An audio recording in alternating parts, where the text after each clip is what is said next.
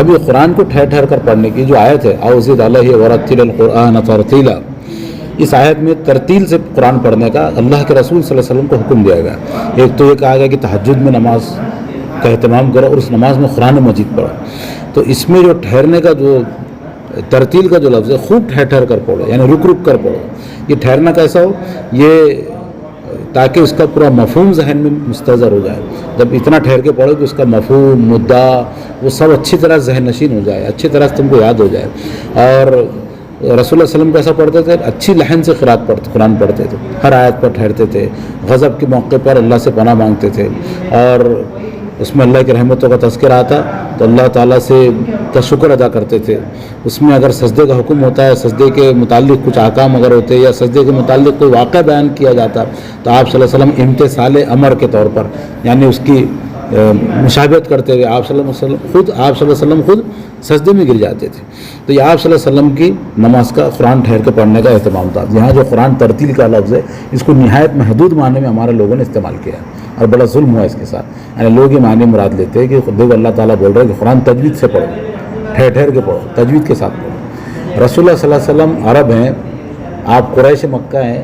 اس میں بھی سب سے زیادہ فصیح اللسان ہے، اور قرآن آپ کی زبان میں نازل ہوا، اور اس میں کیا تجوید سے پڑھیں گے آپ صلی اللہ علیہ وسلم؟ یعنی آپ کا لہجہ ہی تجوید ہے۔ تجوید کیا ہے؟ عربی پڑھنے کا پروننسیشن ہے، وہ عربی کا پروننسیشن ہے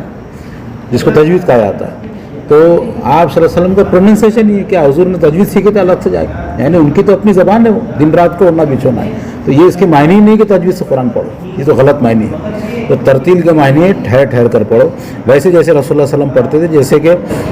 مختلف روایتوں میں آیا، جیسے حضرت انس رضی اللہ عنہ سے پوچھا گیا کہ رسول اللہ کیسا قرآن پڑھتے تھے رات کی نماز میں، تو حضرت انس نے کہا کہ رسول اللہ صلی اللہ علیہ وسلم بڑا ٹھہر ٹھہر کے پڑھتے تھے، اور پھر مثال بھی دی انہوں نے کہ دیکھو کہتے تھے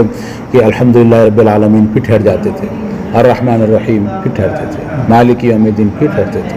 ہمارے پاس سورہ فاتحہ کیسا پڑھتے، اور تراویح میں کیسا پڑھا جاتا، جنا گنا منا کی طرح آخری سانس بس میں ظالین پہ لی جاتی، جو شروع ہوتا پہلے تو ایک سانس میں پورا ختم۔ یہ کیا ہے؟ یہ تو مذاق ہو گیا۔ حضرت سلمہ رضی اللہ عنہ سے پوچھا گیا قرآن کیسا پڑھتے، سلمہ نے کہا کہ ہر آیت ٹھہر ٹھہر کر ایک ایک لفظ خوبی سے ادا کر کر کے پڑھتے تھے، بڑی خوبی سے ادا کرتے تھے۔ بلکہ ایک روایت میں یہ بھی کہا حضور کے بیوی ہمارے ماں نے کہ اگر تم سنتے تو تم ایک ایک لفظ گن سکتے تھے، اس آیت میں کتنے الفاظ ہیں، اتنا ٹھہر کے آپ صلی اللہ علیہ وسلم اطمینان سے پڑھو۔ اللہ کا کلام ہے، اس کا اہتمام کیسا ہونا چاہیے۔ یہی نہیں حضرت حذیفہ بن یمان رضی اللہ عنہ نے بھی روایت کی، اس روایت کو امام مسلم وغیرہ نے روایت کیا کہ حذیفہ رضی اللہ عنہ کہتے ہیں کہ میں